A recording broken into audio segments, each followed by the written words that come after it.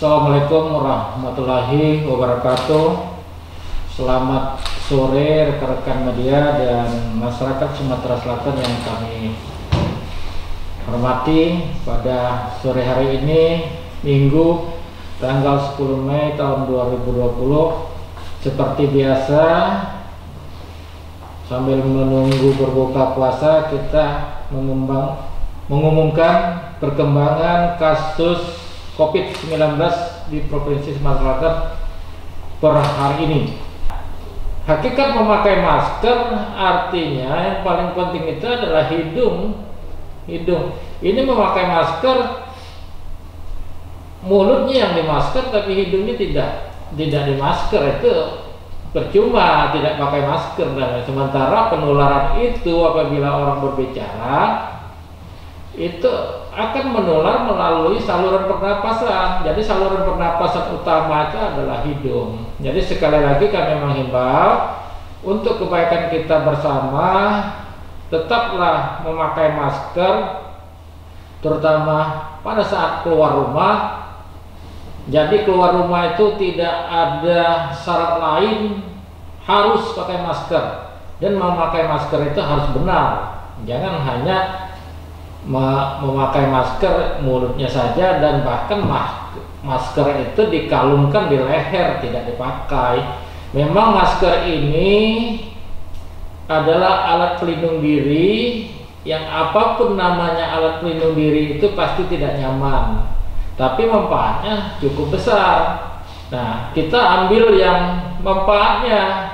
Memang rasanya tidak nyaman kalau tidak terbiasa, tapi kalau terbiasa udah itu pasti nyaman.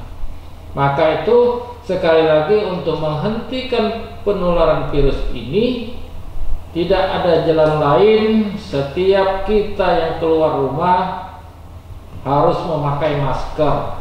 Dan memakai masker itu tidak hanya melindungi kita, tapi kita melindungi orang tua, melindungi anak-anak kecil yang ada di rumah, supaya kita keluar dari rumah itu dan pulang tidak membawa virus yang bisa menularkan kepada orang tua dan anak-anak kecil yang ada di rumah.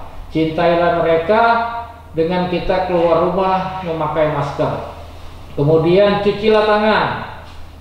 Cuci tangan dengan air yang mengalir dan pakai sabun, sehingga apabila ada virus yang menempel di tangan kita, pada saat kita makan, virus tersebut tidak masuk ke dalam tubuh kita dan kita tidak menjadi sakit.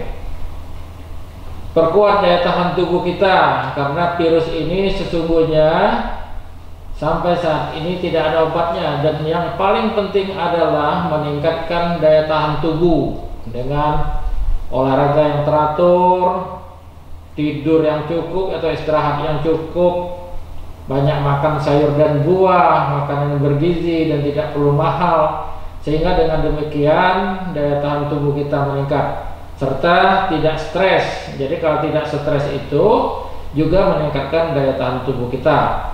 Nah, ini harus kita patuhi bersama supaya penularan virus ini, terutama di Provinsi Sumatera Selatan yang kita cintai ini, terhenti dan kita bisa beraktivitas normal kembali dengan terhentinya penyebaran virus ini.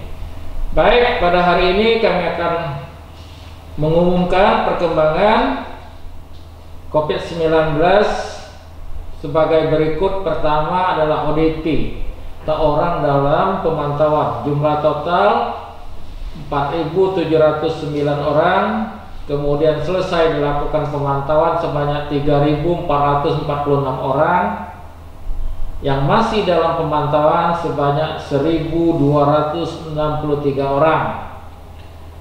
Kemudian yang kedua adalah pasien dalam pemantauan. Jumlah PDP secara keseluruhan 313 orang. PDP selesai pengawasan 151 orang. Proses pengawasan atau masih sedang dirawat di rumah sakit sebanyak 162 orang. Penambahan PDP hari ini sebanyak 6 orang. Kemudian jumlah sampel atau spesimen yang dilakukan pemeriksaan di laboratorium berjumlah 1.672 orang.